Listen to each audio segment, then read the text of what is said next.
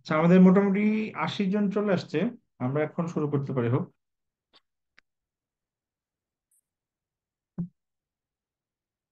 Yes sir. আসসালামু আলাইকুম sir, ভালো আছেন? ওয়ালাইকুম আসসালাম, আছি আলহামদুলিল্লাহ, ভালো আছে। কিন্তু আমি রিকোয়েস্ট করছিলাম যে রমজানে যাতে আমাকে কম ক্লাস দেয়। এখন দেখি যে বৃহস্পতিবার দিছে, আবার রবিবার একটা দিয়ে দিছে। তো বুঝলাম না কি কারণে দিছে। আচ্ছা, এখন আমরা আজকে চ্যাপ্টার 1 দিয়ে শুরু করব। একটা মিনিট।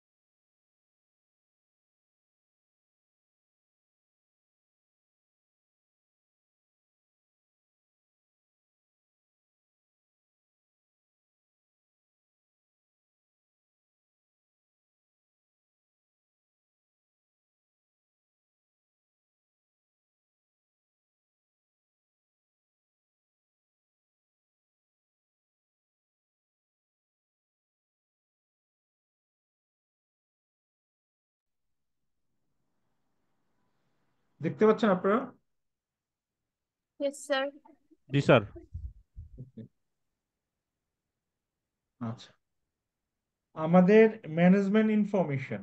ওকে, তো ম্যানেজমেন্ট ইনফরমেশন এটা তো আমরা আগেই বলছি যে ম্যানেজমেন্ট ইনফরমেশনটা হচ্ছে ম্যানেজমেন্ট তার ডিসিশন মেকিং এর জন্য যে ইনফরমেশন গুলি সর্ট করে বা তার নিচের লেভেল থেকে নিয়ে আসে বা ইউজ করে, সেই ইনফরমেশন গুলি ম্যানেজমেন্ট ইনফরমেশন। এখন এইটার ভাগের ভিতরে আপনার কস্ট ইনফরমেশন খুব ইম্পর্টেন্ট একটা ইনফরমেশন, যে আমার কি হচ্ছে বা আমার কত খরচ হচ্ছে, কিভাবে করতেছি, কোথায় করতেছি, কত করার কথা ছিল, স্ট্যান্ডার্ড কি ছিল, অ্যাকচুয়াল কি, ফিউচারে কি লাগবে, কি হতে পারে, এই সবগুলি জিনিস আমাদের কিন্তু ম্যানেজমেন্ট ইনফরমেশন একটা পার্ট। এখন কস্ট অ্যাকাউন্টিং যেটা হয়, সে কি করতে, cost accounting deal with way of accumulating historical cost and charging these costs to unit of output or to department in order to establish inventory valuation, profit or losses and balance sheet items. So cost accounting has been extended to planning, control and decision. একদম লম্বা একটা definition চলে আসছে। এবার দেখেন একটা জিনিস, এখানে কিন্তু একদম সব জিনিস কাভার করে নিয়ে আসছে।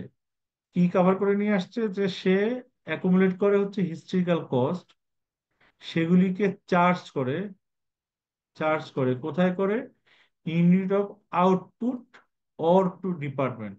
আউটপুট আর ডিপার্টমেন্ট, এই যে দুইটা জিনিস, এটা পার্থক্যের কারণ কি বলতে পারবেন?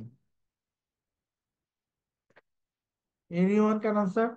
যে আমি যে বলতেছি কস্টটা চার্জ হচ্ছে আপনার কোন একটা আউটপুটে অথবা কোন একটা ডিপার্টমেন্টে। আউটপুট তো আমরা বুঝতেছি যে কোনো একটা কিছু বানাইলে সেখানে আর এটা চার্জ কি স্যার করতে। ডিরেক্ট আর ইনডিরেক্ট কস্টের জন্য, না আইডেন্টিফাই করার জন্য কি? আহ আপনার কাছাকাছি হয়েছে, বাট এক্স্যাক্টলি হয় নাই। এটা হচ্ছে মূলত, মনে করেন আমরা আমাদের সব খরচ ডাইরেক্ট আউটপুটে চার্জ করি না, ডাইরেক্ট চার্জ করি না, ইনডাইরেক্টলি করি। সেটা কিরকম? মনে করেন আমরা যদি সিম্পল একটা জিনিস চিন্তা করি, যে আমার প্রোডাকশন ডিপার্টমেন্ট আছে দুইটা, মনে করেন 1 আর 2, আর একটা সার্ভিস ডিপার্টমেন্ট আছে 1। এখন আমার যত খরচ হয়, সে ধরেন আমার রেন্টের যত খরচ হয়, এই রেন্টের সব খরচ তো আমার এই প্রোডাকশন ডিপার্টমেন্টের জন্য রেন্ট হয়, আবার সার্ভিস ডিপার্টমেন্টের জন্য রেন্ট হয় না? তাহলে জি এই স্যার। খরচটা আমি কি ডাইরেক্ট আমার আউটপুটে চার্জ করতেছি না ডিপার্টমেন্ট ওয়াইজ চার্জ করতেছি? Department wise. আচ্ছা, এরপরে যখন ডিপার্টমেন্টে চলে যাবে তখন কিন্তু আবার আমার ধরেন প্রোডাকশন ওয়ানে 1,000 ইউনিট যদি প্রোডাকশন হয়, তাহলে কিন্তু 1,000 দিয়ে ভাগ করতেছি, এখানে যদি 2,000 হয় 2,000 দিয়ে ভাগ করতেছি, তখন কিন্তু ডাইরেক্ট চলে যাচ্ছে। বাট ইনিশিয়াল স্টেজে যখন রেন্ট হচ্ছে, অফিস রেন্ট মনে করেন, তখন কিন্তু আমার ডিপার্টমেন্ট হয়ে যাচ্ছে। বাট যখন আমি প্রোডাকশন ডিপার্টমেন্টের কস্ট বলতেছি, তখন কিন্তু আবার আমার ডিপার্টমেন্ট ওয়াইজ চলে যাচ্ছে। বুঝে আসছে ব্যাপারটা? জি স্যার। আচ্ছা, এটা আমরা কেন করতেছি? In order to establish inventory valuation, profit or loss, and balance sheet. Inventory valuation, আমার যে ইনভেন্টরিটা থাকতেছে তাহলে এটার ভ্যালু কত সেটা বাইর করতে পারতেছি। প্রফিট অ্যান্ড লস, আমি এইখানে কস্টিংটা করে আমার কত টাকা এই বছর চার্জ হয়েছে, কস্ট অফ গুডস সোল্ড হয়েছে, সেটা বের করতেছি। এই জন্য সেটা আমার প্রফিট অ্যান্ড লসে থাকতেছে, এবং ইনভেন্টরিটা আবার ব্যালেন্স শিট আইটেম, সো এটা ব্যালেন্স শিটে আমার ইনক্লুড হয়ে যাচ্ছে। সো আমি হিস্ট্রিক্যাল ডাটা নিয়ে প্রোডাকশন ইউনিটে বা ডিপার্টমেন্টে চার্জ করে আমার একদম balance sheet, profit and loss account এবং ইনভেন্টরি ভ্যালুয়েশন আমি করে ফেলতেছি। দিস ইজ হচ্ছে কস্টিং। এবং কস্টিং কি করতেছে আমাকে, সেটা প্ল্যানিং এর কাজ করতেছে, কন্ট্রোলের কাজ করতেছে, এবং ডিসিশন মেকিং এর কাজ কিন্তু আমার কস্ট অ্যাকাউন্টিং এর মাধ্যমে করা যায়। প্ল্যানিং কিভাবে করা যায়? Planning is concern with defining goals for future organisational performance and deciding the task and resources to be used to attain this goal. এখানে একটা টু বাদ পড়ে গেছে, to be used to attain this goal. এটা হচ্ছে planning এর পার্টে। তো প্ল্যানিং এর পার্টে আমরা কি করি দেখেন, যে অ্যাসেসিং দ্য এক্সটার্নাল এনভায়রনমেন্ট এবং অর্গানাইজেশন, যে আমার বাহিরে আমার কি অবস্থা এবং আমার অর্গানাইজেশনের কি অবস্থা। ডিসাইডিং অবজেক্টিভস, আমি যে ডিসাইড করতেছি বা আমার অবজেক্টিভটা কি, আমি কি অ্যাচিভ করতে চাচ্ছি। ইভ্যালুয়েটিং দ্য অল্টারনেটিভস, আমার কয়েকটা অল্টারনেটিভ আছে, আমি কোনটাকে আমি অ্যাকসেপ্ট করব, কোনগুলোকে অ্যাকসেপ্ট করব, বা আদৌ অ্যাকসেপ্ট করব কি করব না, সেই ভ্যালিডেশনটা আমি করতেছি বিভিন্ন অল্টারনেটিভের মাধ্যমে। Long term, short term planning. Planning আবার দুই প্রকার, আমি ধরেন 5 ইয়ার প্ল্যান বা 10 ইয়ার প্ল্যান, সাথে আমার কোয়ার্টারলি, ইয়ারলি, মান্থলি প্ল্যান থাকতে পারে। আচ্ছা, ডিসিশন মেকিং সেটা কিভাবে আসতেছে, আমার গোল আইডেন্টিফাই করতেছি, দ্যাট মিনস আমি একটা সিদ্ধান্ত নিলাম, তারপরে এই যে রিকগনাইজ রিকগনাইজিং অল্টারনেটিভস, আমার যে অল্টারনেটিভ গুলি থাকতেছে সেগুলি হচ্ছে যে আমি ডিসাইড করতেছি যে ঠিক আছে আমার 1 2 3 4 5টা অল্টারনেটিভ আছে, আমি কোনটা নিব, এটাকে ইভ্যালুয়েট করতেছি, দেন বেস্ট অপশনকে আমি সিলেক্ট করে নিচ্ছি। সেটা হচ্ছে আমার ডিসিশন মেকিং প্রসেস। আর কন্ট্রোল প্রসেসটা কি, আমি যেই ডিসিশনটা নিলাম এই বেস্ট অল্টারনেটিভ থেকে, সেটাকে ইমপ্লিমেন্ট করতেছি, এবং সেখান থেকে আমি ডাটা কালেকশন করে কম্পেয়ার করতেছি যে আমি কি করার কথা ছিল আর কি করতেছি। তো এটা হচ্ছে আমার কন্ট্রোল প্রসেস। এখান থেকে কি মোটামুটি একটা আইডিয়া পাইছেন যে আপনাদের কস্টিং কিভাবে আপনার প্ল্যানিং, ডিসিশন মেকিং এবং কন্ট্রোলে হেল্প করতেছে? Yes, sir.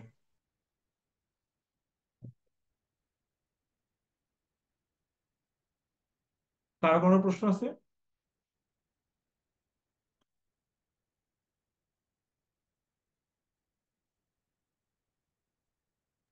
No sir.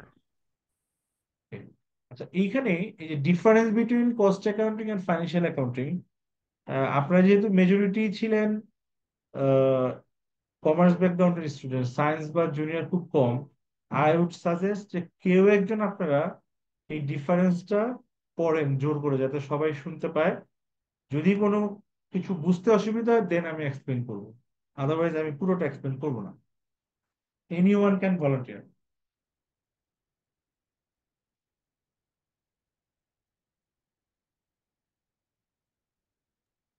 Sir আমি পড়বো। পড়েন। জি। Accounting is divided into two main areas, financial accounting and management accounting. Whereas financial accounting looks at the performance of the organization, management accounting looks at the past performance as well as providing information which is used for decision making within the organization. for the future. Time span, defined period, statement of comprehensive income, usually 1 year. Specific date, statement of financial position as on last date of the above period. Period appropriate for purpose, that is the sales data relating to 2 quarters. Statutory legal requirement, management choice, but cost records are recommended at times. Format declared by law and financial reporting standards according to management choice and purpose of information. Focus, all numbers are in aggregate and for organization as a whole. Financial accounts are consolidated for entire organization. Numbers are broken up into meaningful chunks to aid decision making, that is, cost per product or service. Type of information, monetary value, non-monetary measures as well as monetary values. Use, ensures all business assets and liabilities are accounted for. FA is historical. Aids decision making, internal measure of achievement and control, hence orientation, historic, present and future. G sir পড়েছি। Okay. এখন আপনি পড়ছেন, আপনি কি subject matter গুলি বুঝতে পারছেন যে কি বোঝাচ্ছে পার্থক্য? স্যার আমি 2 নাম্বারটা আর 4 নাম্বারটা বুঝিনি। তাহলে আপনাকে আগে বলি 2 এবং 4, রাইট? ওকে। আচ্ছা, এখানে পার্থক্যটা বলতে স্ট্যাটুটরি মানে আমার লিগাল জিনিসটা, এটাকে আমরা লিগালও বলতে পারি। যে লিগালিটি কি, ফাইন্যান্সিয়াল অ্যাকাউন্টিং এটা হচ্ছে লিগাল রিকোয়ারমেন্ট। আমাদের যেমন বিভিন্ন আইন আছে, কোম্পানি আইন, কোম্পানি আইনে বলছে ফাইন্যান্সিয়াল স্টেটমেন্ট প্রিপেয়ার করবেন, সেটা ফাইন্যান্সিয়াল অ্যাকাউন্টিং ফলো করে করতে হয়। এবং কিন্তু কস্ট অ্যাকাউন্টিং এ হচ্ছে যে ম্যানেজমেন্ট চয়েস, ম্যানেজমেন্ট যদি কস্ট অ্যাকাউন্ট রাখতে চায় রাখবে, ও যদি মনে করেন আমি রাখবো না, আমি রাখবো না, কিভাবে রাখবো সেটাও তার চয়েস, সে কোনো ডিফারেন্সিয়েট করবে না। ঠিক আছে, কিন্তু ল এর ক্ষেত্রে যেটা হচ্ছে যে লতে যেভাবে বলছে তাকে সেভাবে রাখতে হবে এবং সেটা রাখতে হবে। দিস ইজ আপনার স্ট্যাটিটিউড বা আপনার লিগালিটির কথা আসতেছে। ফোকাস যেটা বলতেছে যে ফাইন্যান্সিয়াল অ্যাকাউন্টিং ফোকাস করতেছে কি, all numbers are in aggregate for organization as a whole আর কনসোলিডেটেড ফর এন্টায়ার অর্গানাইজেশন। এর মানে হচ্ছে যে আমি যখন ফাইন্যান্সিয়াল অ্যাকাউন্টিং করব, ধরেন আমাদের একটা ব্যাংক আছে, ব্যাংকের 100টা ব্রাঞ্চ আছে, তাহলে আমি যখন ব্যাংকের ফাইন্যান্সিয়াল স্টেটমেন্ট করব পুরা সবকিছু মিলে একসাথে করব। হয়তো আমি আলাদা আলাদা করে প্রিপেয়ার করে একসাথে তৈরি করব, বা আমার ধরেন ফ্যাক্টরি আছে 100টা, সে সবগুলির পারফরমেন্স আমি একসাথে নিয়ে কাজ করব, দ্যাট ইজ ফাইন্যান্সিয়াল অ্যাকাউন্টিং। কিন্তু কস্ট অ্যাকাউন্টিং হচ্ছে যে না, সে আলাদা আলাদা করবে। আমরা পরে পড়বো যে আমাদের কস্ট সেন্টার, আমরা একটা জিনিস পড়বো যেখানে কস্ট আলাদাভাবে ক্যালকুলেট করে বা আইডেন্টিফাই করে, তখন আমরা আরো ডিটেলসে বুঝতে পারবো। তার মানে মূল থিমটা হচ্ছে ফাইন্যান্সিয়াল অ্যাকাউন্টিং ল যেভাবে বলছে সেভাবে আপনাকে করতে হবে, চেঞ্জ হবে না। আর কস্ট অ্যাকাউন্টিং হচ্ছে যে ম্যানেজমেন্ট যেভাবে ইন্টেনশন আছে, ম্যানেজমেন্টের যে পারপাস আছে, ম্যানেজমেন্টের যে অবজেক্টিভ আছে, সেটার সাথে সাথে পুরো প্যাটার্নটাও চেঞ্জ হবে। Clear? Yes sir, thank you. আচ্ছা, আমি 2 মিনিট একটু সময় নিচ্ছি আপনাদের কাছ থেকে। এই ফাঁকে যদি অন্য কারো কোনো কিছু বুঝতে সমস্যা হয় আমাকে একটু চ্যাট বক্সে বলেন, আমি 2 মিনিট পরে এটা অ্যান্সার করে দিচ্ছি।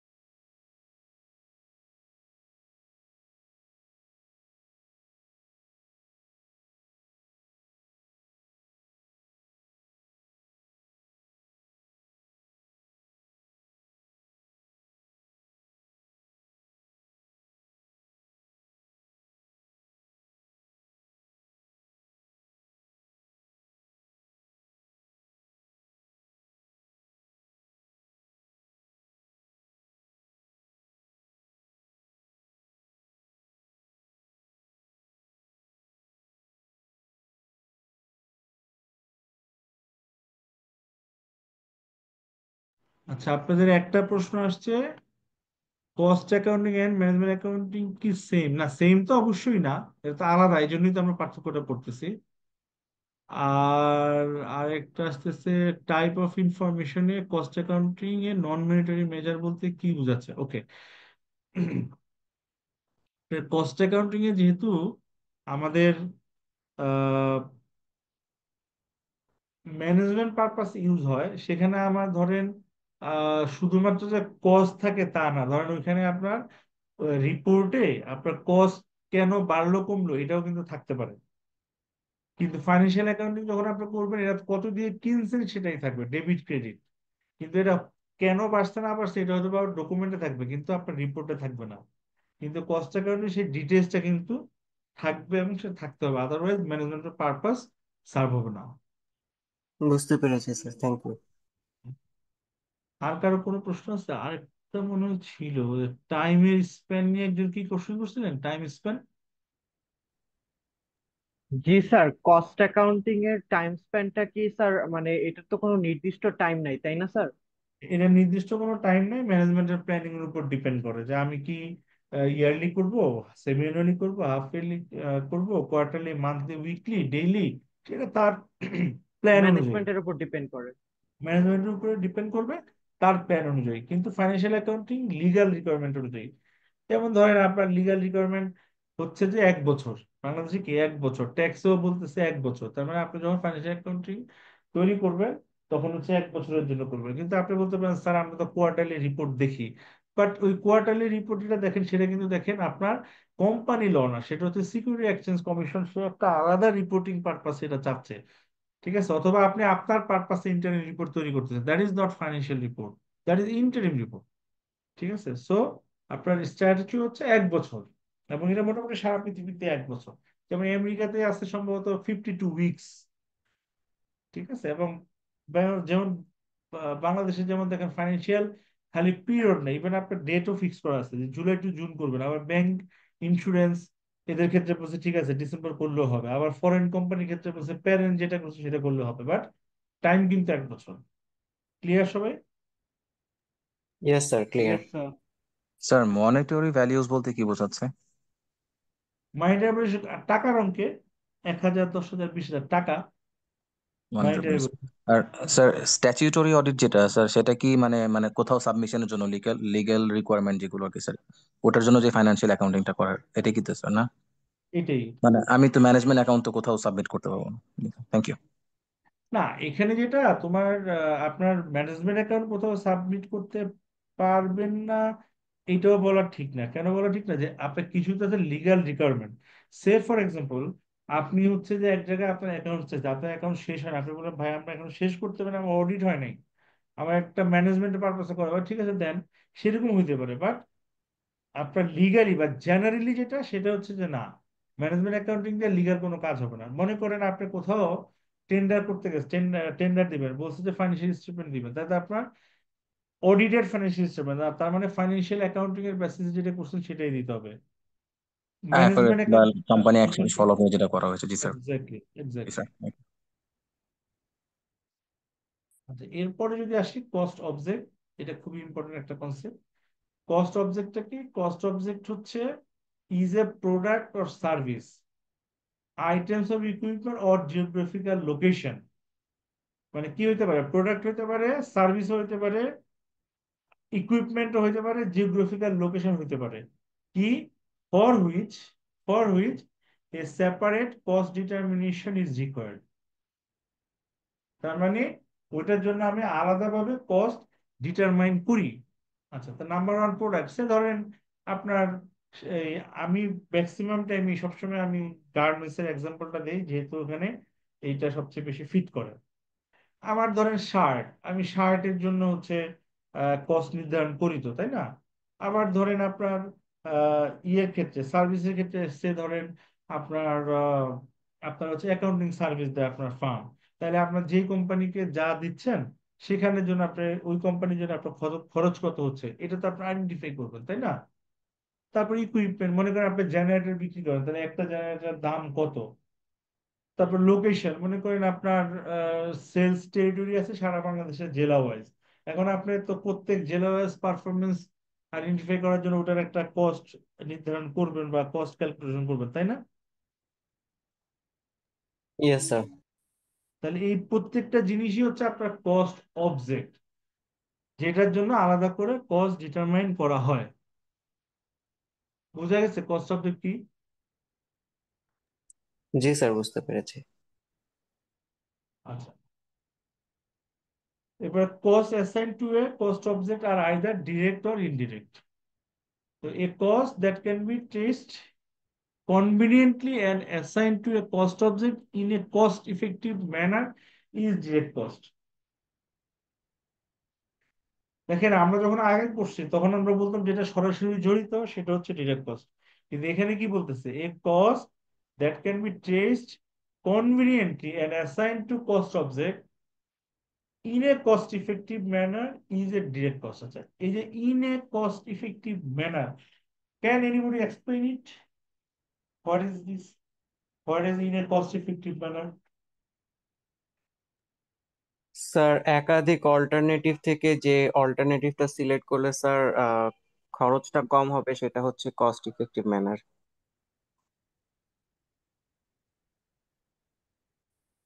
খরচ কম হবে।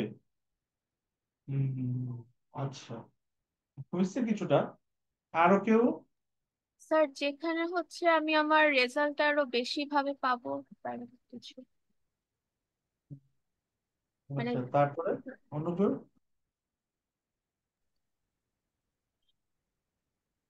স্যার যেখানে স্যার সরাসরি একটা কস্ট কন্ট্রোল করতে গেলে কস্টটাকে সঠিকভাবে টেস্ট করা যাবে এবং যেই প্রসেসের মাধ্যমে টেস্ট করা হবে সেই প্রসেসটা অবশ্যই কম খরচপূর্ণ হবে। সে মানে খরচ কমাচ্ছে যে এরকম ট্রেসিং করতে যেয়ে যদি আবার বেশি খরচ হয়ে যায়, সেটাও অ্যাপ্রোপ্রিয়েট হবে না।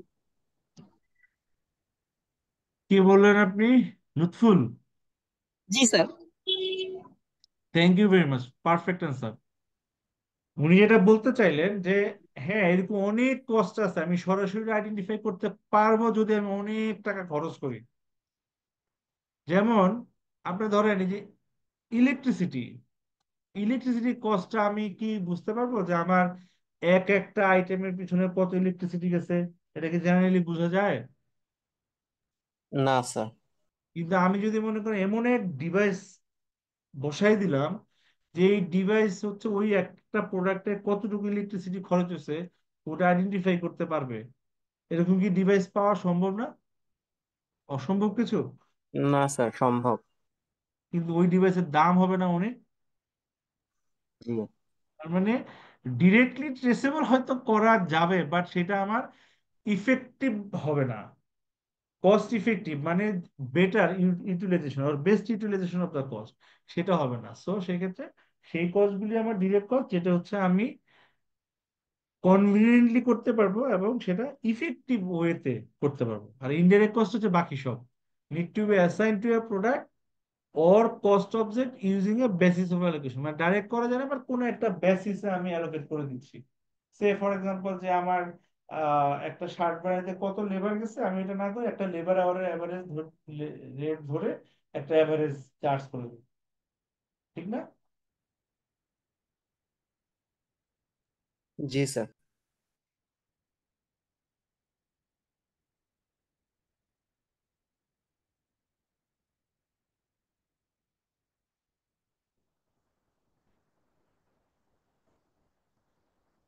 এবার হচ্ছে cost unit,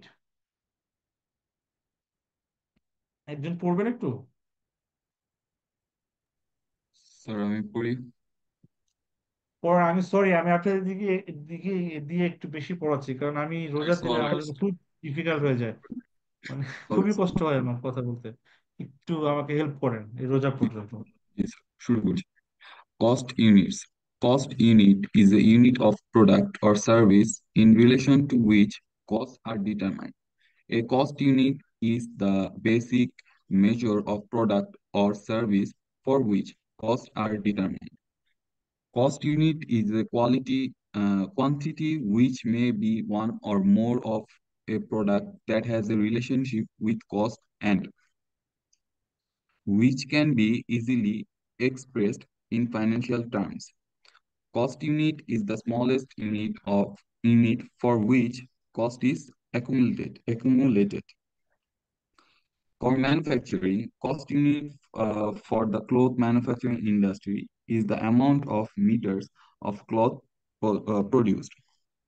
For non-manufacturing, cost unit for a software development company may be the unit of software sold. Cost আচ্ছা, classification. Oh, sorry. না ক্লাসিফিকেশনটা পরে আসেন। আচ্ছা, তার মানে হচ্ছে কি, আমরা তো কস্ট অবজেক্ট বুঝছি যে যেটার জন্য আমরা কস্টটা মেজার করি বা আইডেন্টিফাই করি, আর কস্ট ইউনিটটা হচ্ছে ওই যে অবজেক্টের মিনিমাম মেজারমেন্ট ভ্যালু। যেমন ধরেন আপনার আমার তো ইলেকট্রিসিটি যখন আমরা, একটা মিনিট আমার একটা ফোন আসছে, সরি।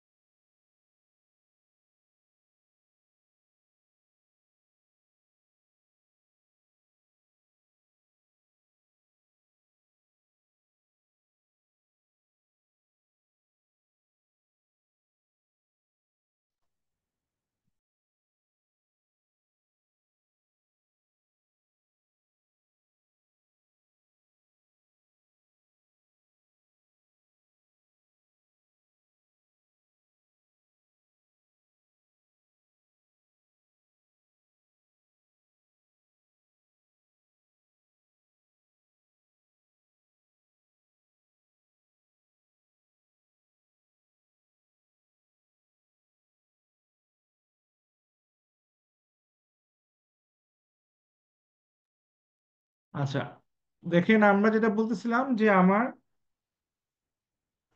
যেটার জন্য হচ্ছে আমি কস্ট মেজার করতে হয় সেটা হচ্ছে আমার কস্ট অবজেক্ট, আর ইউনিট হচ্ছে মিনিমাম মেজারমেন্ট। যেটা আমরা বলতেছিলাম ধরেন যে আপনার একটা গার্মেন্টস এর জন্য হচ্ছে শার্ট, মিনিমাম একটা শার্টের কত দাম, আর সে হচ্ছে এটা নির্ধারণ করবে, তাই না? তার মানে হচ্ছে ওয়ান পিস শার্ট। কিন্তু একটা জিনিস চিন্তা করেন তো, যদি শার্টের বাটনের ফ্যাক্টরি হয়, মানে যে শার্টের বুতাম বানায়, তার জন্য কি পার বুতামের কস্ট নির্ধারণ করাটা ফিজিবল হবে? No sir. সে কি করবে, হয়তো পার বক্স বা পার হান্ড্রেড, পার থাউজেন্ড, অথবা আপনার যারা লেবেলিং বানায়, লেবেল বানায় যারা, তাদের জন্য কি পার লেবেলের কস্ট নির্ধারণ করা সম্ভব হবে? হবে না। সে কি করবে, যে ঠিক আছে আমার 1000টা লেবেলের দাম কত বা এক বক্স লেবেলের দাম কত, এইভাবে যাবে। তার মানে এই যে মেজারমেন্ট, প্রোডাক্ট বা সার্ভিসের measurement one or more product. আচ্ছা, ওয়ান অর মোর প্রোডাক্ট অন্য জিনিস, ওটা একটু পরে আসতেছি। সো আপনার ইউনিটটা, যে মিনিমাম যে ইউনিটটা আমরা মেজারমেন্টের জন্য ফিক্স করি, সেটাকে আমরা বলছি কস্ট ইউনিট। আচ্ছা, এখন one or more product, one or more product বলতে আপনার যে কম্বো যেটাকে বলে আর কি, যে আপনার ইন্ডিভিজুয়াল একটা অথবা আপনার কম্বো, সেটা কিরকম? ধরেন আপনি যে আপনারা মিনিসুতে গেছেন সবাই, বা যদি যান তখন দেখবেন যে আপনার কিছু ওই যে মেনিকিউর পেডিকিউর সেট পাওয়া যায়, এখানে আপনার নেইল কাটার আছে, একটা চিমটা আছে, কিছু আরো কি কি যেন থাকে, আমি নিজের নামও জানি না, হয়তো ইউজ করি। এই জিনিসটা মিলে প্রত্যেকটাতে আলাদা আলাদাও পাওয়া যায়, তাই না? নেইল কাটার আলাদা পাওয়া যায়, চিমটাগুলি আলাদা পাওয়া যায়, আলাদা পাওয়া যায় না? আবার এটা কিন্তু দেখেন মিনিসুতে পুরো একটা কম্বো। তো ও যখন কস্টিং করে ওই পুরোটা মিলে সে একটা প্রাইসিং করে। আবার যে আলাদা করে নেল কাটার বিক্রি করে সে হচ্ছে আলাদা করে একটা প্রাইসিং করে। ঠিক আছে? সো এটা হচ্ছে ওয়ান আর মোর প্রোডাক্ট, তার পার্থক্য। অথবা আপনি যদি আরেকটু ইয়েতে যান, যে আমরা যখন ফার্নিচার কিনতে যাই, আপনি যখন অটোবিতে বা হাতিলে ফার্নিচার কিনতে যাবেন, ওর তো একটা সেট থাকে, যে চেয়ার টেবিল এই পুরো সেটের একটা দাম। তাহলে এখানে কিন্তু ইউনিটটা কিন্তু পুরো সেটটা, আলাদা আলাদা চেয়ার কিন্তু ইউনিট না। সে আবার আলাদা চেয়ার যেটা বিক্রি করতেছে, সেখানে কিন্তু নাম্বার একটা চেয়ারই একটা ইউনিট। ব্যাপারটা বুঝতে পারছেন? Yes sir. আচ্ছা। তো এই কস্ট ইউনিট নিয়ে কারো কোনো প্রশ্ন আছে?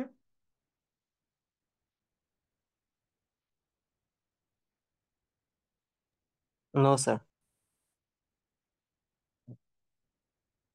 আচ্ছা, আপনাদের সম্ভাব্য পরীক্ষার কোনো ডেট আছে নাকি? কিছু বলছে হালিম ভাইয়া? স্যার এই সেশনটা হচ্ছে মে মাস পর্যন্ত চলার কথা, তো হয়তোবা মে মাসের দিকে অথবা মে মাসের পরে এক্সাম হতে স্যার পারে। জুনের 16 তারিখ স্যার ডেট দেওয়া আছে, মানে অ্যাপ্রক্সিমেট যেটা দেওয়া থাকে, প্রতি স্কেজুল দেওয়া আছে। অনেক সময় আছে, ভালো করে পড়েন, পাস করতে পারবেন। আচ্ছা, এরপরে আসেন যে cost classification for inventory valuation and profit measurement. এখন এই যে আমার কস্ট ক্লাসিফিকেশনে আমার সেম কস্ট এই 10 ভাবে ক্লাসিফাই করা যায়, মানে আমার এখানের মতে আরো কোনো প্রকারে থাকলেও থাকতে পারে, যেটা আমি এখানে আনি নাই, কিন্তু একই কস্ট। মনে করেন আপনার একটা শার্ট বানাইতে যত ধরনের খরচ হয় একটা ফ্যাক্টরির বা একটা কোম্পানির, সেই সবগুলি খরচকে আপনি এখানে, যে আমার 10 টাইপস আছে, যে natural classes, behavioural classification, traceability, এভাবে করে একদম 10 ভাবে কিন্তু সেটাকে করা যায় সেম কস্টকে। এই জন্য আপনাকে এখানে কিন্তু এই যে আমার ক্লাসিফিকেশনের বেসিস, এই যে ন্যাচারাল ক্লাসেস, দা বিহেভিয়ার, ট্রেসিবিলিটি, এই যে ক্লাসগুলি, এইটার ভিতরে পার্থক্যটা বোঝা খুবই জরুরি। যদি আপনি পার্থক্য বুঝতে ভুল করে ফেলেন, তাহলে আপনি কিন্তু অ্যান্সার ভুল হয়ে যাবে। বিশেষ করে এমসিকিউ কোশ্চেন খুবই ইম্পর্টেন্ট। বুঝে আসছে ব্যাপারটা? জি স্যার। ন্যাচারাল ক্লাসিফিকেশন নর্মালি যেটা হয়, আমার direct material, direct labour, direct others, তার সাথে ওভারহেড গুলি অ্যাড হয়। ওভারহেড কি আছে? ফ্যাক্টরি ওভারহেড আছে, অ্যাডমিনিস্ট্রেটিভ ওভারহেড আছে, সেলিং এন্ড ডিস্ট্রিবিউশন ওভারহেড আছে। এর বাহিরে কি আর কোনো কস্ট থাকতে পারে?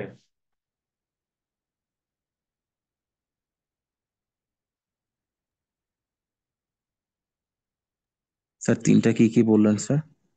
এই যে আপনি দেখতেছেন না স্ক্রিনে, আপনারা আমার স্ক্রিন দেখতেছেন না? জি স্যার, দেখা যাচ্ছে। স্ক্রিনে আছে, দেখেন।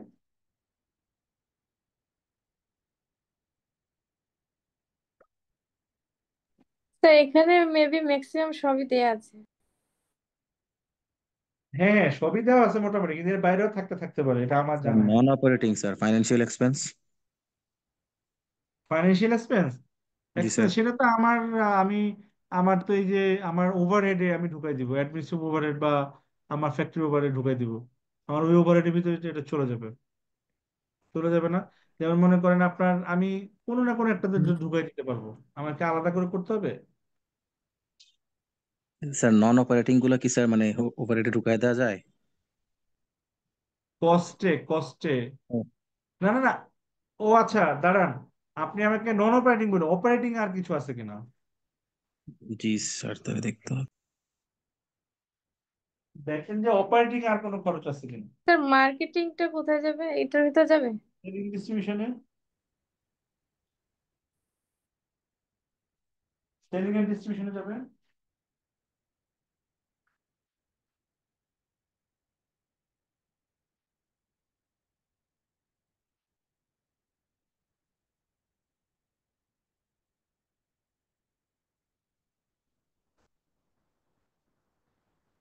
না স্যার, আর কিছু পাচ্ছি না স্যার।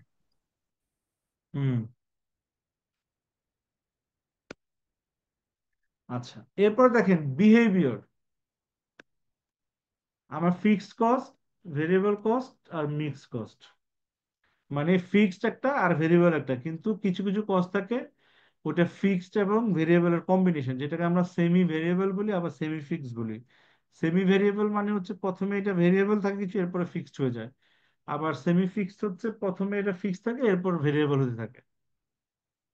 আচ্ছা, এখন আপনি একটা জিনিস খেয়াল করেন, এই যে ফিক্সড কস্ট, এই ফিক্সড কস্টটা তো ডিরেক্ট ম্যাটেরিয়ালের সাথে যাইতে পারে না, ডিরেক্ট লেবারের সাথে যাইতে পারে, ডিরেক্ট অন্য এক্সপেন্সের সাথে যাইতে পারে না, ক্লাসিফাই জি হতে স্যার। পারে। আবার ভেরিয়েবলটাও কিন্তু আপনার এই প্রত্যেকটার সাথে যাইতে পারে না, প্রতিটাই। মানে এইখানে আমার যা আছে সেটা এইখানের ভিতরেও পড়ে যাবে না? কোনো কনফিউশন আছে আপনাদের?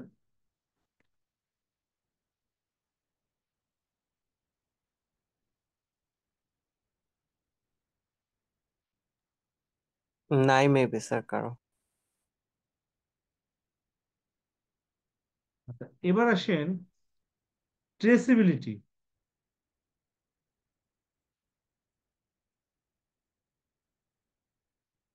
Traceability of the product, direct indirect. Direct cost কি ফিক্সড হতে পারে? জি স্যার। জি স্যার পারে। ভেরিয়েবল হতে পারে, জি। তাই না? সেম ভাবে ইনডিরেক্টও ফিক্সড হতে পারে, ভেরিয়েবল হতে পারে। তাহলে এখানে পার্থক্যটা কি? ওই যে আমরা প্রথমে একটা জিনিস পড়ছিলাম, ডিরেক্ট কস্ট হচ্ছে কনভিনিয়েন্ট ওয়েতে কস্ট ইফেক্টিভলি ডিস্ট্রিবিউট করা যায় বা আইডেন্টিফাই করা যায়, সেটা হচ্ছে ডিরেক্ট। আর যেটা কনভিনিয়েন্ট ওয়েতে করা যাবে না সেটা হচ্ছে indirect. Any confusion on that? No sir. Sir আরেকবার বলবেন? আপনার ডিরেক্ট কস্ট হচ্ছে কোনো একটা প্রোডাক্টের সাথে যদি কোনো খরচ কনভিনিয়েন্টলি, মানে খুব ইজিলি কস্ট ইফেক্টিভ ওয়েতে আপনি আইডেন্টিফাই করতে পারেন, সেটাকে আমরা বলতেছি ডিরেক্ট কস্ট। ওই যে আমি একটা এক্সাম্পল দিচ্ছিলাম যে আমার একটা শার্টে কতটুকু বিদ্যুৎ গেছে, এটা আমরা ইজিলি আইডেন্টিফাই করতে পারি না, কিন্তু আমি যদি এমন একটা ডিভাইস বসায় দেই যে প্রত্যেক শার্টে কত ওয়াট গেছে, সেটা আমি আইডেন্টিফাই করতে চাই অনেক খরচ করে, এআই টুল ইউজ করে, আমি কিন্তু পারবো, বাট সেটা আমার খুব একটা ইজি হইলো না এবং অবশ্যই কস্ট ইফেক্টিভ হইলো না। এই জন্য সেটাকে ডিরেক্ট বলা যাবে না। ডিরেক্ট বলতে হলে সেটা ইজিলি কনভিনিয়েন্ট ওয়েতে করতে হবে এবং কস্ট ইফেক্টিভলি করতে হবে। আমার যদি খাজনা থেকে বাজনা বেশি হয় তাহলে সেটাকে তো আমি অ্যাকসেপ্ট করতে পারি না। জি এখন স্যার, বুঝে বুঝতে আসছে? পেরেছি। জি স্যার, ক্লিয়ার। এবার আসেন যে functional classification, manufacturing, selling, distribution, general administration.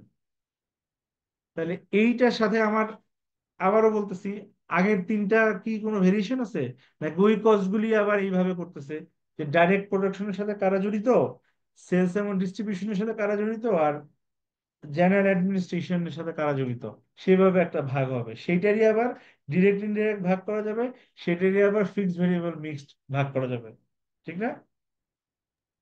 জি স্যার। ওকে, এই চারটা যদি আপনারা সবাই বুঝে থাকেন, আমাকে একটু বলেন তো এইটা কি?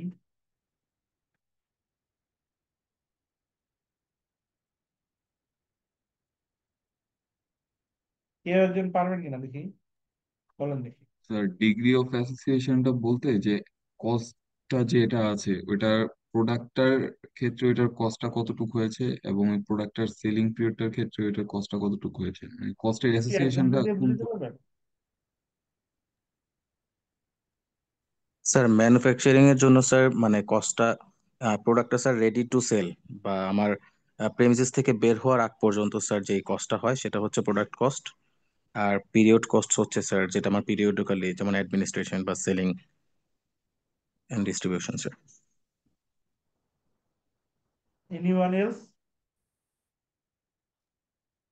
প্রোডাক্ট কস্টটা হচ্ছে এখানে যে একটা প্রোডাক্ট একদম র মেটেরিয়ালস আনা থেকে শুরু করে এটা একদম ফাইনাল প্রোডাক্টটা হাতে পাওয়া পর্যন্ত এটা যে যত ধরনের কস্ট ইনভলভ থাকবে সেটা হচ্ছে প্রোডাক্ট কস্ট। আর পিরিয়ড কস্ট হচ্ছে একটা সার্টেন পিরিয়ডের মধ্যে এখানে প্রোডাক্ট কস্টও থাকবে, এখানে অ্যাডমিনিস্ট্রেটিভ কস্ট থাকবে, এখানে এভরিথিং ইনক্লুডেড থাকবেন। এখানে যেমন আমরা যখন ইনভেন্টরি করি, ইনভেন্টরিতে আমি যখন প্রোডাক্ট কস্ট হিসাব করছি তখন আমার ফিনিশ প্রোডাক্টের শুধু ইনভেন্টরি কস্টের হিসাব করব। আর যখন আমি পিরিয়ড কস্টে যাব তখন আমার একটা সার্টেন পিরিয়ড আমি কতটুকু ইনভেন্টরি নিয়ে কাজ করলাম টোটাল ইনভেন্টরিটা নিয়েই আমি সেটার কস্টিংটা নিয়ে কনসার্ন থাকবে। তা আমি যদি একটু এইভাবে বলি, ধরেন আপনার এটা হচ্ছে একটা,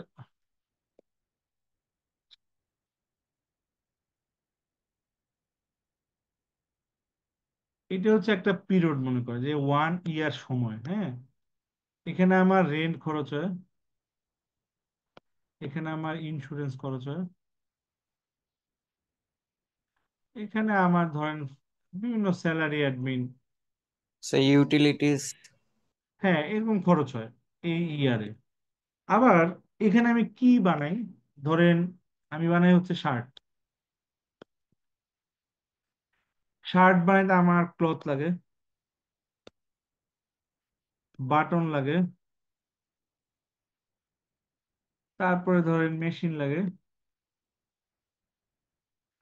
তারপরে ধরেন আরো ধরেন আয়রন করার টাকা পয়সা, লেবার, এরকম অনেক কিছু লাগে, লাগে না?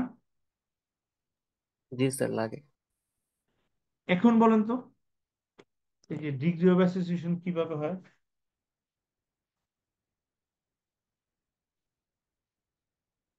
স্যার যেটার কস্ট অবজেক্টের সার্কেলের সাথে ডিরেক্টলি রিলেটেড সেটা।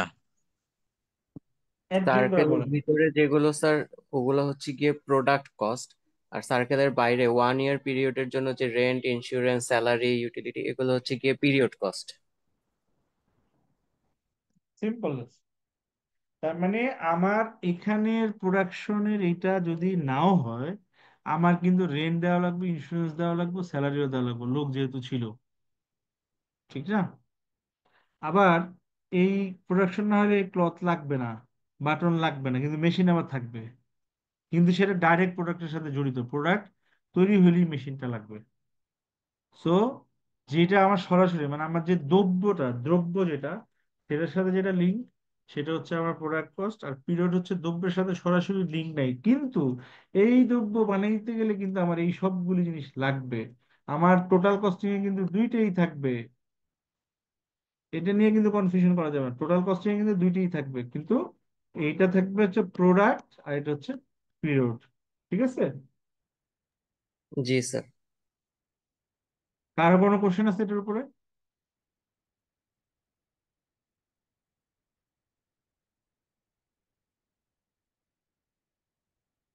নাই, তাহলে আমরা নেক্সটে যাই। আচ্ছা, ডিসিশন মেকিং, এটার জন্য আমার কিছু কস্টের ইয়ে আছে, যে opportunity cost, sunk cost, relevant cost, differential cost, out of pocket cost, shutdown cost, avoidable cost, engineering cost, discretionary cost, committed cost. এইগুলির পার্থক্য বলতে পারবেন দেখি? অপরচুনিটি কস্ট মানে কি, কেউ একজন বলবেন?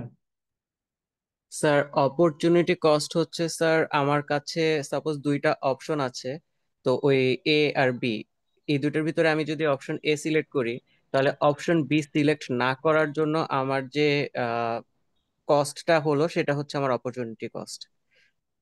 ওকে, সাঙ্ক কস্ট? সাং কস্ট হচ্ছে স্যার এমন কস্ট যেটা হচ্ছে ইরিকভারেবল, যেটা হচ্ছে গিয়ে ডুবে গেছে। মানে যেটা অলরেডি হয়ে গেছে আমার, তাই না? উম, জি স্যার।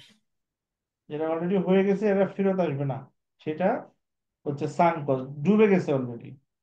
আচ্ছা, তারপরে এই যে রেলিভেন্ট কস্ট।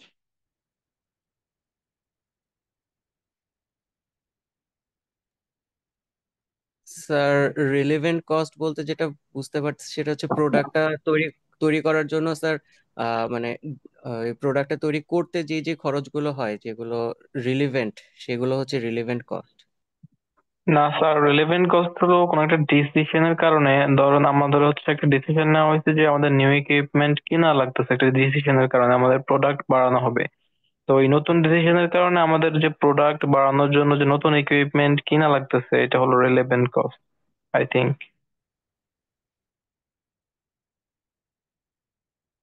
অপরচুনিটি কস্ট এবং রেলিভেন্ট কস্টের ভিতরে পার্থক্য কি মেহেদি? অপরচুনিটি কস্ট তো এই যে একটু আগে যে ভাইটা বলছিল আর কি, যে অপরচুনিটি কস্ট হলো আমরা একটা প্রজেক্ট নেওয়ার ফলে অন্য একটা প্রজেক্ট যে আমাদের হাতছাড়া হয়ে যেতেছে। লাইক আমি একটা প্রজেক্ট থেকে প্রফিট করতে পারবো 5 লাখ টাকা, আর একটা প্রফিট থেকে করতে পারবো 3 লাখ টাকা।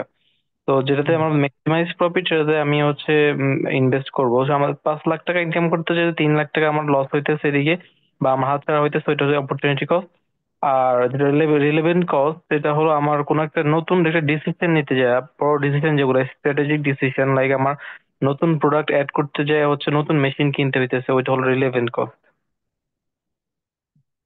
সবাই কি ব্যাপারটা বুঝছেন? জি স্যার।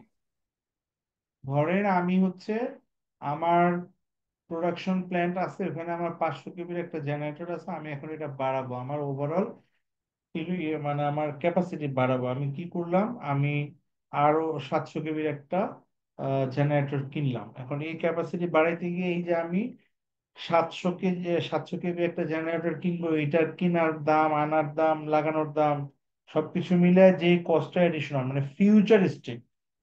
ঠিক আছে, ফিউচারিস্টিক যখন এটা কস্ট হয়ে গেল তখন কিন্তু হয়ে গেছে, ডান।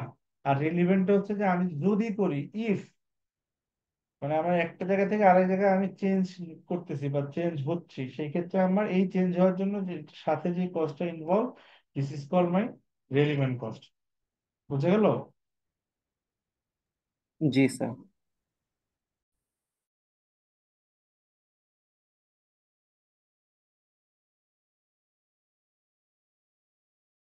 আচ্ছা, আমি একটু 5 মিনিট ব্রেক নিব। আপনারা কেউ চাইলে নামাজ পড়ে নিতে পারেন, এই ফাঁকে আমার একটু ব্রেক নিতে হবে, হ্যাঁ?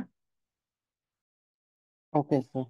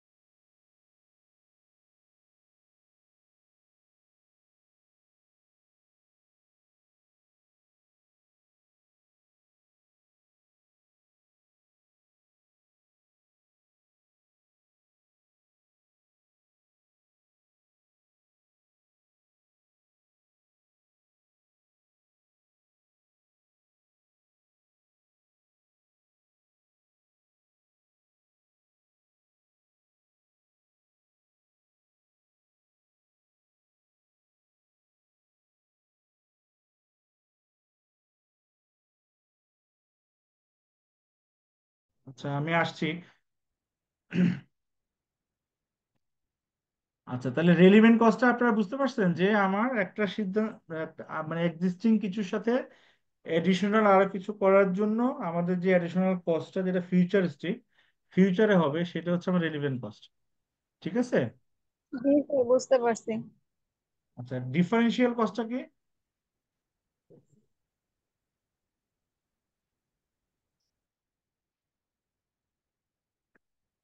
এনিওয়ান?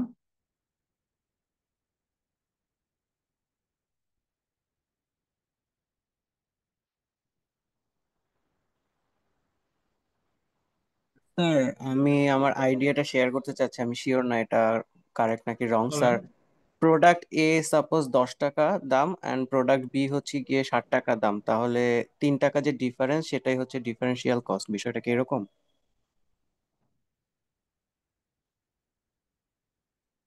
না, এরকম না, কাছাকাছি, মানে একটু কনফিউজিং কিন্তু এটা এরকম না। জি স্যার। ওটা হচ্ছে স্যার আমি কস্টের বলি, ডিফারেন্স। বলেন। স্যার ডিফারেন্সিয়াল কস্টটা হচ্ছে যে একটা মানে দুইটা ভিন্ন কোম্পানি একটা প্রোডাক্ট তৈরি করার চেষ্টা করতেছে, মানে এক একটা মানে একটা কোম্পানির ক্ষেত্রে এক এক রকম কস্ট হয়েছে, আরেকটা কোম্পানির ক্ষেত্রে আরেক রকম কস্ট হয়েছে, ওইটাই হচ্ছে ডিফারেন্সিয়াল কস্ট। আমার মনে করেন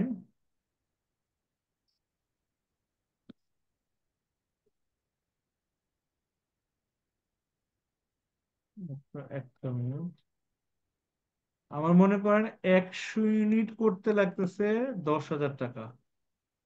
101 ইউনিট করতে লাগে মনে করেন হচ্ছে 10,005 টাকা। বলেন ডিফারেন্সিয়াল কস্ট কত? 5 টাকা স্যার। 5 টাকা। 5 টাকা, হ্যাঁ মানে একটা বাড়াইলে তার সাথে কষ্টের যে চেঞ্জ সেটা, কিন্তু আপনারা যেটা বলতেছিলেন যে এর এত বির এত, সেটা না। ঠিক আছে, সেম জিনিস। জি স্যার, ওকে। বুঝতে বুঝতে পারি। পারছি স্যার, মানে আর অন্য এইটা মার্জিনাল কস্ট উৎপাদনের সাথে না? যে প্রভাব পড়ে আর কি ওইটা। ওই যে আপনার মার্জিনাল কস্টের ক্লাসিফিকেশনও পড়বে, মার্জিনাল কস্টের ক্লাসিফিকেশনও পড়বে, কিন্তু মার্জিনাল কস্টিং ক্ষেত্রে একটু ডিফারেন্স আছে। ডিফারেন্স হচ্ছে মার্জিনাল কস্টিং হচ্ছে একটা ভেরিয়েবল কস্ট, যে আপনার আর এখানে হচ্ছে যে আপনার ওভারঅল কস্ট, মানে আপনার টোটাল যে কস্টটা আসবে আর কি, সেই কস্টের ভিতরে ফিক্সড ভেরিয়েবল দুইটাই কিন্তু থাকবে। এখানে আমি যে এই 5 টাকা, এটার ফিক্সড ভেরিয়েবল দুইটাই থাকতে পারে, আর মার্জিনালের ক্ষেত্রে শুধুমাত্র ভেরিয়েবল পোর্শনটা। ক্লিয়ার? জি স্যার। এরপরে আছে কি, out of pocket cost.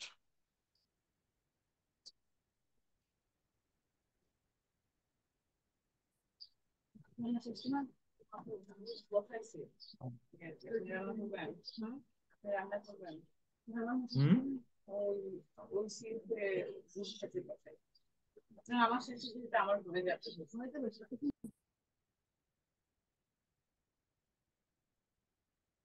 Anyone? Sir যেই কস্টটা বাজেটের বাইরে চলে যায় সেটা? অনেকটা কি পকেটের বাইরে? না না, জি। সেটা না, সেটা না। স্যার যেই কোর্সটা মানে ব্যক্তিগতভাবে খরচ করা হয়, মানে প্রতিষ্ঠান থেকে নেওয়া হয় না। এমন কস্ট যেগুলি আপনাকে থার্ড পার্টি ফেরত দিতে পারে আবার নাও দিতে পারে। লাইক ধরেন আপনি ওর কাছ থেকে 100টা আইটেম কিনছেন, ও আপনারে এইটা হচ্ছে পৌঁছায় দেওয়ার কথা, কিন্তু পৌঁছায় দেয় না, আপনি নিজে নিয়ে আসছেন, এই যে একটা কস্ট হয়েছে, এই টাকা সে আপনাকে ফেরত দিতে পারে নাও দিতে পারে নাকি?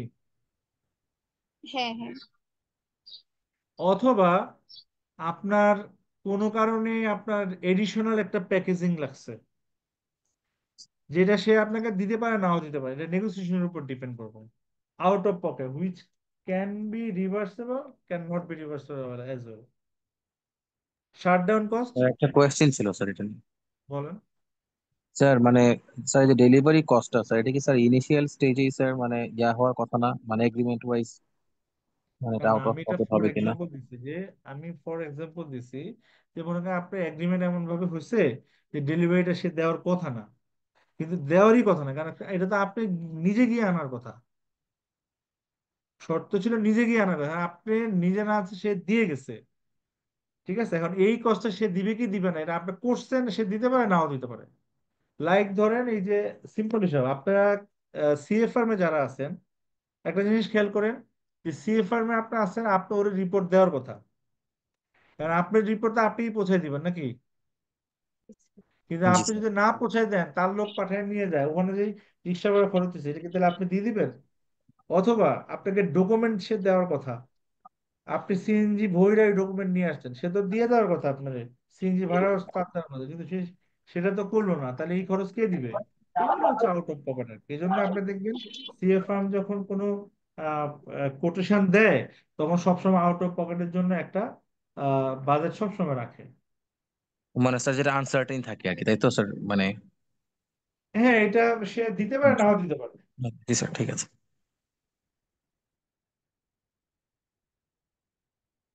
এরপরে অ্যাভয়েডেবল শাটডাউন কস্ট।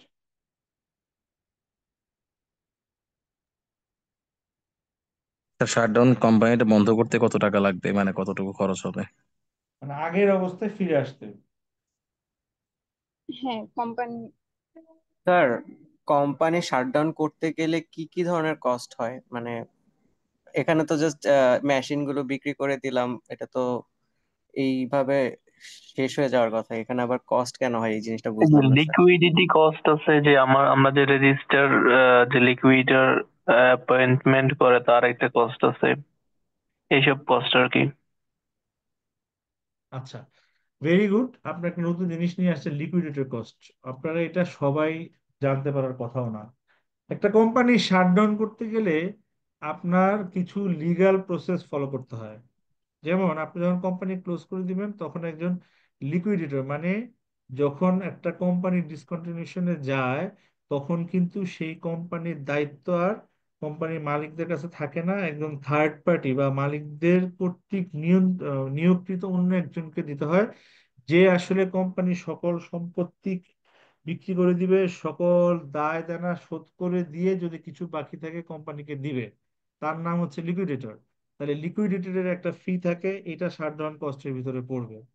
তারপরে আপনি ওই সময়ে ব্যবসা পরিচালনা করার জন্য যে খরচগুলি আছে, সেটা শাটডাউন কস্টে পড়বে। আপনি যে এই যে বন্ধ করবেন, হাইকোর্টের একটা পারমিশন নেওয়া লাগবে, এখানে যে খরচগুলি আছে এগুলি শাটডাউনের আন্ডারে পড়বে।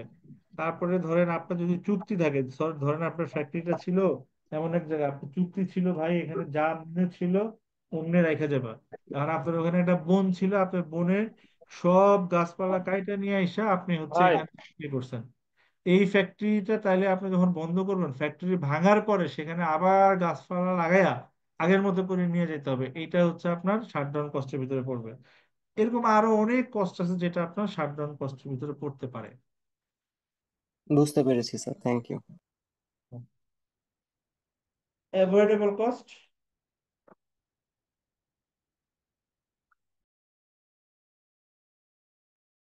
যেই কস্টটা আর কি স্যার, যে আমি চাইলে নাও করতে পারি বা আমি চাইলে অ্যাভয়েড করে যেতে পারি, এরকম কিছু স্যার? অ্যাভয়েডেবল কস্ট মানে যে কস্টটা আপনি অ্যাভয়েড করতে পারেন। ধরেন, এই অ্যাভয়েড আবার কিভাবে, আমরা একটু আগে পড়ছি না, যে আপনার আমি যদি একটা বানাই, এই যে কোথায় যেন পড়লো, যে ডিফারেন্সিয়াল কস্ট, এটার সাথে মোটামুটি মিল আছে। যে ধরেন আমি একটা প্রোডাক্ট না বানাইলে যে খরচগুলি আমি অ্যাভয়েড করতে পারি, ঠিক আছে, বা একটা কাজ না করলে আমি যে খরচগুলি অ্যাভয়েড করতে পারি, সেটাকে বলতেছে আপনার অ্যাভয়েডেবল কস্ট।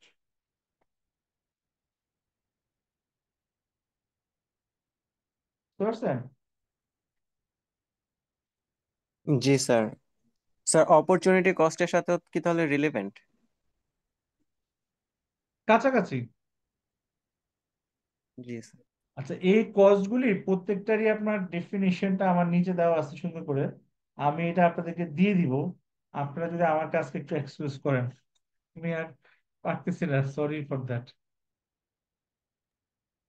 জি আচ্ছা স্যার। আর স্যার, ঠিক জাস্ট আছে একটা স্যার, সিম্পল কোশ্চেন ছিল স্যার লাস্টে, যদি আপনি আর কি মাইন্ড না করেন আপনারা স্যার। কোশ্চেন করেন, একটা কাজ করতে পারি, আমি এটা দিয়ে দিচ্ছি আপনাদেরকে। সেটা হচ্ছে যে আপনারা যদি কোনো প্রশ্ন থাকে আমাকে নেক্সট ক্লাসে করতে পারবেন, ঠিক আছে? তাতে আমার জি। যেটা সুবিধা হবে, পুরোটা আমাকে পড়তে হচ্ছে না, আপনাদের কনসেপ্টটা ক্লিয়ার করে দিলাম আর কি, ঠিক আছে? জি স্যার। স্যার কোশ্চেনটা কি করব স্যার? হ্যাঁ হ্যাঁ, শিওর।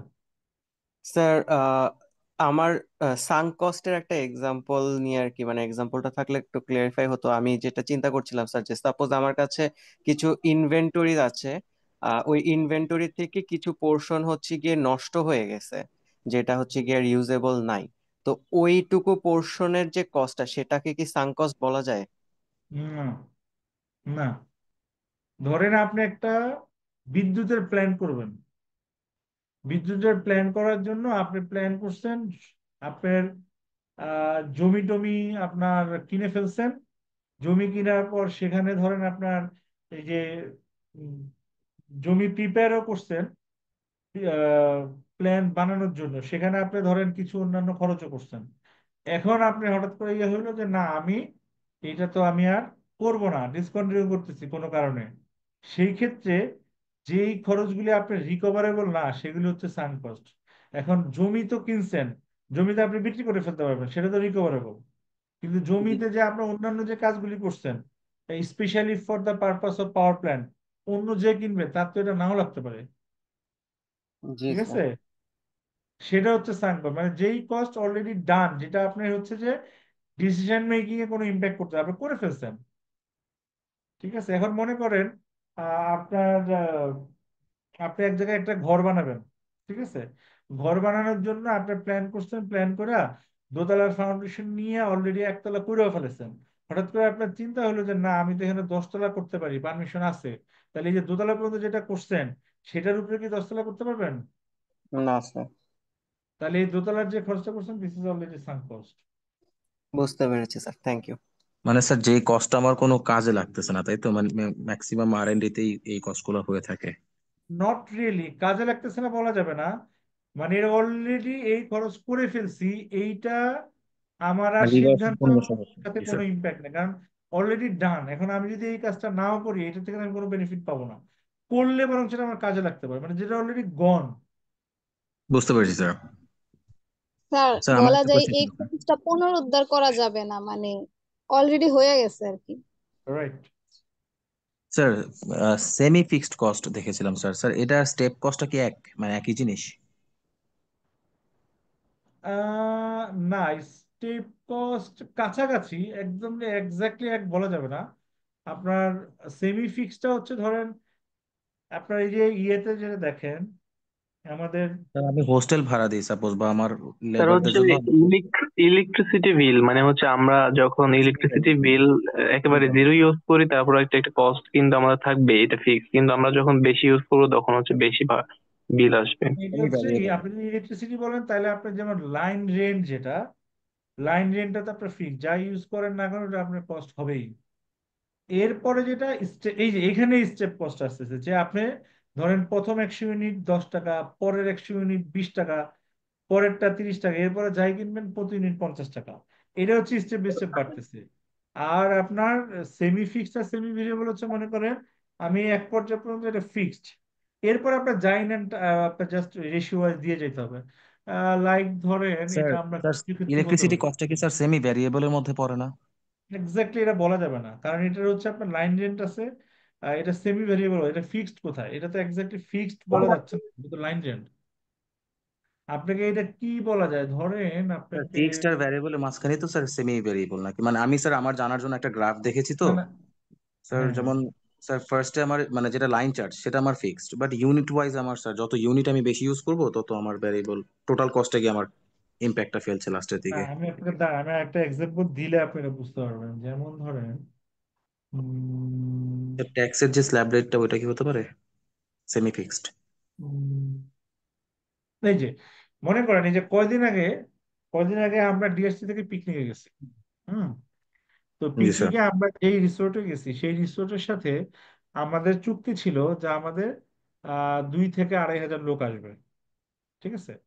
আচ্ছা, এখন এন্ট্রি ফি যেটা, সে আমাকে ফিক্স করে দিল, ধরেন আমি এক্সাক্ট ফিগার বলতেছি না এখানে, আমাকে ফিক্স করে দিল ধরেন 5 লাখ, যে এন্ট্রি ফি 5 লাখ। এখন আমার যদি 2,000 থেকে 2,500-এর ভিতরে যাই ঢুকুক, এটা ফিক্সড 5 লাখ। কিন্তু যদি এটা 2,500-এর উপরে চলে যায়, তখন কিন্তু আমার আবার পার পার্সন বাড়াইতে হবে। তাহলে এটা হচ্ছে আমার সেমি ফিক্স, যে প্রথমে fixed until 2,500, after 2,500 it is variable. কথা বোঝা গেছে? স্যার এই রেকর্ডিং ক্লাসগুলো কোথায় আচ্ছা, পাবো? এটা কিন্তু স্যার সেমি ফিক্স, তাই তো? Semi fix. আচ্ছা, এই রেকর্ডিং আপনাকে তো দিয়ে দিবে, কয়দিন আগে তো আমি পাইলাম কোথেকে যেন, আর আপনাদেরকে মামুন তো মেইল করে দিবে। কালকেও পাইছি। প্রতি শনিবারে পুরো এক সপ্তাহের ক্লাস রেকর্ডিং একসাথে দিয়ে দেওয়া হয়, গত উইকেটটাও দিয়ে দেওয়া হয়েছে গ্রুপে, একটু চেক করে দেখবেন। আমিও পাইছি সেটা, একটু নিয়ে নিন। ওই মেইলে যেটা পাঠাচ্ছে মামুন, পিডিএফ ফাইলটা, ওটা আপনাদের যে পান গ্রুপে শেয়ার করে দিন, তাহলে সবাই পেয়ে যাবেন। স্যার আমার একটা কোশ্চেন আছে, এটা এই রিলেটেড ছাড়া অন্য রিলেটেড করতে পারবো? বুঝি নাই, আবার বলেন। মানে এই এমআই রিলেটেড ছাড়া অন্য রিলেটেড কোশ্চেন? করতে পারেন, কিন্তু আমি উত্তর দিতে পারবো কিনা শিওর না, না, শুনি এটা আগে। পারবেন। হ্যাঁ হ্যাঁ, বলেন। মানে হচ্ছে এটা ট্যাক্সের ব্যাপার। সাপোজ আমার আচ্ছা। এখন কোম্পানিতে বা আমার ইয়াতে অডিট চলতেছে, অডিট হুম পারপাসে অডিট, মানে অডিটর আমার কিছু অপারেটিং কস্ট হিসেবের জন্য টিডিএস কাটতে বলছে। হুম। এখন হচ্ছে যে এই আমি যে টিডিএসটা দিব, এটা কি আমি প্রফিট থেকে অ্যাডজাস্ট করতে পারবো? টিডিএস প্রফিট থেকে অ্যাডজাস্ট মানে কি? মানে আমার কাছে বিভিন্ন কস্ট, ধরেন ইন্টারনেটের জন্য টিডিএস, তারপর হচ্ছে হাউস রেন্ট, তারপর হচ্ছে কিছু একটা অপারেটিং কস্টের জন্য টিডিএস কাটতে বলছে আমাকে, মানে জমা দিতে বলছে। এটা তো হচ্ছে যে আপনি অন্যদের বিল থেকে কেটে জমা দিচ্ছে, এটা তো আপনার অ্যাডজাস্টমেন্টের সুযোগ নাই। অন্যরা আপনাকে বিল করছে, সেই বিল থেকে কেটে আপনি তাকে টাকা দিচ্ছেন। আপনি এখানে deducting authority, this is not your tax. এই ট্যাক্স হচ্ছে যে বিলটা পাইছে তার, তো তার হয়ে আপনি জমা দিচ্ছেন, আপনি জমা দিয়ে তারা চালান না দিয়ে না দিবেন, স্যার, সে বেনিফিট পাবে। এটা হচ্ছে ধরুন আমি তো অডিট করতেছি, অডিটর আমার একটা মানে অডিট করছে, জাস্ট খালি ওরা এখন ফাইনাল করার জন্য হচ্ছে যে বলছে আপনি টিডিএস এ জমা দেন। কারণ হচ্ছে যে আমি ধরুন স্টেশনারি, তারপর হচ্ছে ইন্টারনেট বিল, তারপর হচ্ছে হাউস রেন্ট, তারপর হচ্ছে বিভিন্ন খরচের উপর একটা ওরা টিডিএস ধরছে। এগুলো তো ধরুন, তো আমরা ধরুন সাপোজ স্টেশনে কিনলে তো দোকান থেকে কিনি, ওগুলো তো আমার কোনো ট্যাক্স ওটা করবে না। তবে ওটা একটা টোটাল খরচ উপর একটা টিডিএস ধরছে, এটা হচ্ছে আমাকে বলছে জমা দিতে। ও আচ্ছা আচ্ছা, বুঝছি। না না না, এটা আছে আছে আছে আছে, এটা একটা প্র্যাকটিসে আছে। সেটা হচ্ছে আপনারা হয়তো বা দেখেন যে স্টেশনারি কিনতে গেলে ওর থেকে আবার ট্যাক্স কাটবো, কিন্তু এটা ট্যাক্স অথরিটি কিন্তু আপনার ধরে। যেমন আমাদের একটা প্র্যাকটিস আছে, সে ধরেন আমরা ইভেন আমরা যে দোকান থেকে ল্যাপটপ কিনে নিয়ে আসি, সে কি, আমি কি তার কাছ থেকে টিডিএস করি? আমি তো যেই টাকার ল্যাপটপ সে চাইছে সেই টাকায় দিয়ে আসি। পরে হুম আমরা অফিসে এসে এখান থেকে ট্যাক্স ভ্যাট ক্যালকুলেট করে এটা হুম। মার্কআপ করে জমা দিয়ে দিই। এটা হইতে পারে। বাট না, এখন হচ্ছে জন্য আমি উনি অডিটর আমাকে এই বিভিন্ন খরচের উপর একটা টিডিএস ধরছে, বলছে যে আপনি এগুলো জমা দেন। তারপরে এটা কি আমি প্রফিট থেকে অ্যাডজাস্ট করতে পারবো কিনা? এটা তো আপনার খরচ হিসাবে যাবে। হ্যাঁ, প্রফিট অ্যাডজাস্ট মানে কি, আপনি খরচ হিসাবে দেখাবেন। এটা আপনি মনে খরচ। করেন এটা খরচ, এটা খরচ। আপনি মনে করেন 1 লাখ টাকা খরচ করছেন, তার উপরে সে বলতেছে 10,000 টাকা টিডিএস জমা দেন, তার মানে আপনার খরচ হচ্ছে ওখানে 1,10,000, তো অটোমেটিক্যালি আপনার প্রফিট থেকে কমবে। না মানে প্রফিট থেকে যে একটা ট্যাক্স দিতে হয় কোম্পানি আর না না না এনবিআর না কে। না, এটা ওটা না, এটা ওটা না। না না না, ওটা স্যার করা যাবে না। 1,10,000 স্যার, তাহলে সেক্ষেত্রে স্যার বিলটা কাউন্ট হবে না স্যার এখানে? মানে বিল না যদি না, হয় এটা বিলে যেহেতু আপনি টিডিএস করেন নাই, আপনি যেহেতু ওর বিল থেকে টিডিএস করেন নাই, এই জন্য আপনাকে দিয়ে দিতে হচ্ছে, এখানে বিলের সাথে এটা অ্যাড হয়ে যাবে। তা আরেকটা কথা হচ্ছে স্যার সাপোজ বিল অডিট। 1 লাখ আর 10,000 টাকা এক্সট্রা, মানে 1,10,000 টাকা আমি কাউন্ট করবো, তাই তো? Right right. আর এমনিতে কেটে নিলে তাকে 90,000 দিতাম, আর আমি 1 লাখ টাকার বিল আমি করতাম। স্যার আরেকটা কথা হচ্ছে সাপোজ অডিটর আমাকে ব্যাক করছে যে আমার ওদের বিল দিতে হবে হচ্ছে ব্যাট সহ 51,750 টাকা। এখন এক্সট্রা হুম। আমাকে 4,500 টাকা আমি দিব, ও ট্যাক্স ও দিবে না। এখন হচ্ছে ওইটা কি আমি পরের বছর কি অ্যাডজাস্ট করতে পারবো কিনা? না না, এটাও তো আপনি ওর ট্যাক্স দিচ্ছেন, আপনি পারবেন না, এটা তো আপনার ট্যাক্স, এটা ওর ট্যাক্স। হ্যাঁ, গত বছর যেটা দিচ্ছি 4,500 টাকা, এখন আমার একজন বলতেছে যে তুমি গত বছর যেটা দিচ্ছ এখন এই বছর এটা কমাই দাও। না, এটা করা যাবে না। স্যার আমার কথা বুঝছেন না? না, বুঝি নাই, গত বছর মানে সাপোজ আমি 22-23 যে অডিট করছি, ওইখানে আমার ওদের সাথে কন্ট্যাক্ট ছিল 51,750 টাকা ওর বিল ব্যাট হুম সহ। আমি হুম এক্সট্রা আমরা 4,500 টাকা টিডিএস কাটছি, এটা আমরা দিছি, কিন্তু নাম হচ্ছে ওদের। হুম ওটা 45,000 টাকা পাইছে ওরা, ব্যাট দিছে হুম 6,500 টাকা ব্যাট দিছি, এক্সট্রা টিডিএস হুম আমি 4,500 টাকা দিছি। এটা হচ্ছে হুম ওদের নামে দিছি। এমনকি এটা কি আমি এই বছরের যেটা কাটতেছি ওইখান থেকে কমাইতে পারবো কিনা, মাইনাস করতে পারবো কিনা? এই বছর আবার এখন অডিট চলতেছে। না না, আপনি ওর ট্যাক্স আপনি দিয়ে দিয়েছেন কেন? আপনি তো ওর থেকে কাইটে নেওয়ার কথা, কাইটে না করে আপনি তো দিয়েছেন কেন? এখন এটা জানার জন্য এই দুটো আমি কনফিউশন আছি এখন। না না, ওর ট্যাক্স আপনি দিবেন কেন? নিয়ম হচ্ছে আপনি ওর কাছ থেকে কাইটে রাখবেন, কাইটে জমা দিবেন। আর আপনি যদি ওরে দিয়ে দেন এডিশনাল, তার মানে আপনি ফি বেশি দিলেন। 51,000 টাকার জায়গায় ধরেন আপনি 55,000 টাকা ফি দিয়ে দিচ্ছেন, কিন্তু ও আবার এটার বেনিফিট পাচ্ছে না, কারণ আপনি ওর নামে জমা দিয়ে ওরে কি রিটার্ন, ওরে কি চালানটা দিছিলেন? না, চালান কিন্তু আমাদের কাছে, কিন্তু নাম হচ্ছে ওর নামে। মানে হ্যাঁ, এই তার মানে হচ্ছে কি যে আপনি ওর নামে ট্যাক্স জমা দিচ্ছেন, কিন্তু ওরে চালান দেন না, তার মানে বেনিফিটটা ও পায় নাই। গভর্নমেন্ট টাকা ঠিকই পাইছে, কিন্তু ও বেনিফিট নিতে পারে নাই। যেহেতু ওর নামে 4,000 টাকা আপনি জমা দিচ্ছেন, যদি এটা আপনি ওরে দিতেন, ওই এই টাকাটার বেনিফিট নিতে পারতো, যে ঠিক আছে আমার 1 লাখ টাকা ট্যাক্স আসছে, তার চেয়ে 4,000 তো আপনি দিয়ে দিচ্ছেন, তাহলে 96,000 দিলেও চলতো। কিন্তু আপনি তো ওরে এটা দেন নাই, না দেওয়ার কারণে সেই বেনিফিটটা নিতে পারে নাই, আবার আপনার তাহলে স্যার, এক্সট্রা। তাহলে আমি এই বছর কি যেটা ডিটেলস দিব ওইটা কি ওইটা মাইনাস করতে পারবো? এটা আমার আমার কাছে যেটা চালান আছে গত বছরের না, যেটা। পারবেন না, কারণ আপনি যে ওর নামে দিছেন, ওরে তো আপনি ওই চালান দেন না, ও তো বেনিফিট নিতে পারে না। যদি নিত, তাহলে বলতে পারতেন ভাই গতবার তো আমি আপনার এটা দিছি, আপনি বেনিফিট দিচ্ছেন এক্সট্রা, তাহলে এবার আমি এটা কাটা রাখবো, সেটা করে। কিন্তু ওরে তো আপনি ওটা দেন নাই, যেটা আমি বুঝতেছি। এখানে একটু অনেক ক্রিটিক্যাল জিনিস আছে। Thank you sir. হুম, তো শেষ করি আজকে। স্যার এই পিডিএফটা স্যার কোথায় শেয়ার করে দিবেন স্যার? গ্রুপে গ্রুপে। জি আচ্ছা স্যার, থ্যাংক ইউ স্যার। আল্লাহ হাফেজ, সালাম। সালামু আলাইকুম। আসসালামু আলাইকুম স্যার।